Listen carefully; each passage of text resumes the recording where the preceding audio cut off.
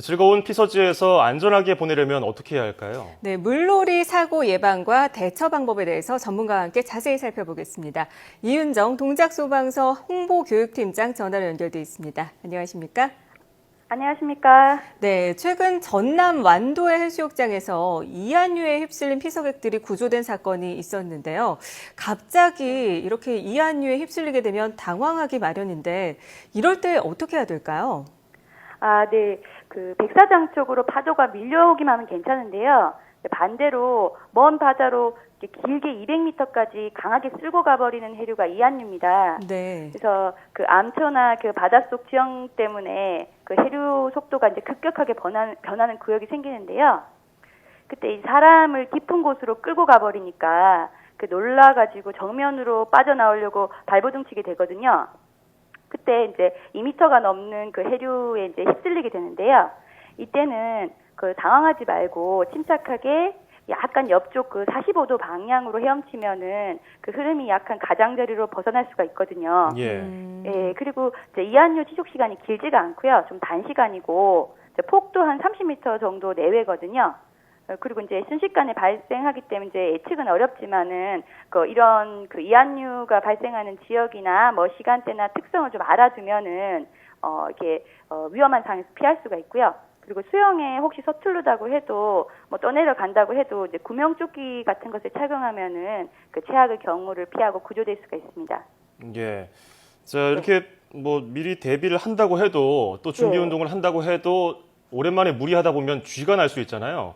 네. 어떻게 대처하면 좋을까요? 쥐가 났을 때? 네, 준비 운동을 한다고 하는데 물이 또 너무 차갑다거나 아니면 이제 무리하게 움직이거나 해서 근육이 필요할 때 또는 이제 밥 먹거나 이렇게 해서 수영장을 이제 들어가게 되면은 이제 갑자기 근육 경련이 나가지고 쥐가 발생할 수가 있거든요. 근데 그때 발가락이나 손가락 이럴 때는 괜찮은데 다리 부위, 허벅지 이런 데서 발생을 하면 가라앉을 수가 있잖아요. 네, 이때는 이제 소리를 크게 질러가지고 주변에 알리고 그 부위를 주물러야 되는데 이렇게 발을 주물르려고 하다 보면 또 가라앉을 수가 있잖아요. 네네네. 예, 이때는 이제 다리를 쭉 펴고 이제 발끝을 당기는 자극을 해주면서 이렇게 몸을 가볍게 해서 이제 새우등뜨기 자세라고 이렇게 가볍게 떴다가 고개를 살짝 들어서 숨을 쉬면서 이런 자세를 취하면서 자극을 하면은 이 쥐가 풀릴 때까지 버틸 수가 있습니다. 네, 새우등 자세요. 네. 잘 기억을 해야겠습니다. 그리고 바닷가에서 사실 물놀이를 하다 보면요, 나도 모르게 짠물을 갑자기 많이 먹게 되는 경우가 있습니다. 네네. 이럴 때 어떤 조치를 해야 될까요? 예, 이제 물놀이를 하다 보면 이제 파도가 입에 들어가가지고 물을 많이 먹게 되는데요. 이때 이제 물을 안 먹으려고 너무 반항을 하면은 오히려 이제 코나 폐에 물이 들어갈 수가 있고 더 괴로워집니다. 네. 이때 조금 마시는 거는 괜찮거든요. 이때 침착하게 호흡을 찾고요. 그렇게 하는데 만약에 폐까지 호흡이 좀 잘못돼서 폐까지 물이 들어가면 폐렴이 될 수가 있고 심하게 되면 의식을 잃게 되기도 하니까요. 이걸 마른 익사라고 하는데 숨이 가쁘고 기침 계속되고 이러면 즉시 병원을 가야 되고요. 만약에 이때 의식을 잃게 되면은 심폐소생술 해줘야 됩니다. 예, 또 이때 또 짠물 많이 먹었다고 배를 눌러서 물을 빼려고 하면 또 이제 장기 손상이 된다거나 하니까 절대 하면 안 됩니다. 자, 이렇게 바다나 강은 깊고 또 파도도 치니까 위험할 수 있다 치는데 요즘에 하천이나 계곡 같이 수심이 그렇게 깊지 않은 곳에서도 사고가 많이 발생하거든요. 방심해서 그럴까요? 네. 얕은 물에서도 의외로 사고가 많이 발생하는데요. 물이 얕은데 이제 살피지 않고 다이빙해서 부딪히기도 하고요. 또 얕아도 유속이 빠른 거를 몰라서 또 위험하기도 하고. 근데 또 특이하게 또 얕은 물인데도 잠수하려고 이렇게 과호흡을 하잖아요. 숨을 깊게 들이쉬고 내쉬고 하면서 잠수놀이를 하다가 깊지 않은 물인데도 이게 의식을 잃는 경우가 많이 있거든요. 이게 산소나 이산화탄소 농도 차이에서 이렇게 발생을 하는데요. 이렇게 기절증후군이라고 하는데 이게 아이들이 특히 조심해야 됩니다. 그래서 물속에서 불규칙 호흡하다가 이제 폐에까지 물이 차고 이제 순식간에 사고를 당할 수가 있거든요. 그래서 얕은 물이라고 해도 절대 방심하면 안 됩니다. 네. 그렇다면은 물에 빠진 사람을 발견을 했을 때 사실 여러 가지 마음이 들거든요. 직접 가서 구해주고 싶은데 나의 미천한 수영 실력으로 같이 떠내려가는 건 아닌가 겁이 나는데 또 어떻게 대처를 해야 될까요? 이럴 때?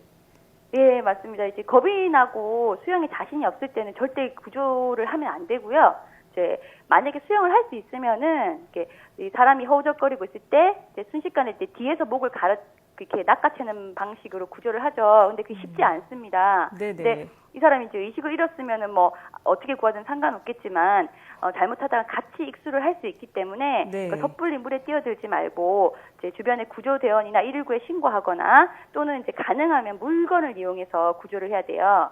그러니까 튜브나 뭐 긴 물체, 막대기, 그래 물에 뜨는 뭐 큰 통이라든지 페트병이나 로프를 묶어가지고 당길 수 있는 구명함 같은 거 이런 물체를 이용해서 구조를 해야 됩니다. 이렇게 섣불리 구조하려는 것은 더 위험하니까 조심하셔야 되겠습니다. 네. 자, 어쨌든 천만다행으로 물에 빠진 사람을 구했습니다. 이제 무트로 데리고 나왔는데 이러면 이제 네. 응급처치를 해야 될 거 아닙니까? 119 소방대가 오기 전까지 어떻게 해야 됩니까? 네네.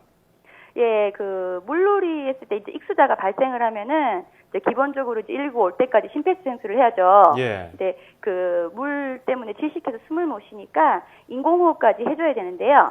이제 구토물이 생기니까 이제 물을 마시고 구토를 하게 되다 보니까 인공호흡이 힘들 수도 있습니다. 근데 이때는 그 어떠한 경우에도 빠지지 말고 그 가슴 정중앙 유두 사이를 깍지 낀 손으로 압박하는 가슴 압박을 실시해줘야 되는데요. 강하고 빠르게 가슴 압박을 실시하고요. 또 의식이 있을 때는 이제 구토물이 폐로 또 들어갈 수가 있거든요. 그래서 이제 머리를 이제 왼쪽으로 살짝 돌려가지고 이제 회복 자세를 취해가지고 토할 수 있도록 하고요. 상태를 살펴가면서 적절한 조치를 해줘야 됩니다. 네. 네. 끝으로 이 물놀이 사고를 막기 위해서 반드시 네. 숙지해야 할 안전수칙이 있다면 짚어주시죠. 아, 네. 그 기본적으로 안전 수칙만 지키면 큰 사고는 어느 정도 피할 수가 있는데요. 그 기본적인 안전 수칙에는 이렇게 지나는 것을 방지하려면은 준비 운동하고요. 그리고 물이 얕다고 방심하지 말고 구명조끼 꼭 착용해 주시고요. 그리고 물에 들어갈 때는 이게 물을 적실 때 찬물이 가슴에 바로 안 닿도록 심장보다 먼 데서 이제 적셔주시고요. 그리고 뭐 음식물 먹을 때 먹고 이제 물놀이 하시는 분들 많은데 그런 거 다 아시는 것들이죠. 근데 예. 보통은 다 아시는 것을 안 지켜가지고 안전사고가 발생을 하거든요. 맞아요. 그래서 본인의 수영 실력 과신해가지고 안전수칙 무시하지 마시고 그리고 이제 필요하지 않도록 장시간 수영하지 마시고 기본 상식만 잘 지켜주시면 이렇게 안전한 물놀이 하실 수 있고요. 그리고 이제 안전 요원이 있는지도 살펴보시고 하면은 안전하게 여름 나실 수 있을 것 같습니다. 네, 고맙습니다. 지금까지 이윤정 동작소방서 홍보교육팀장이었습니다. 오늘 고맙습니다. 네, 감사합니다.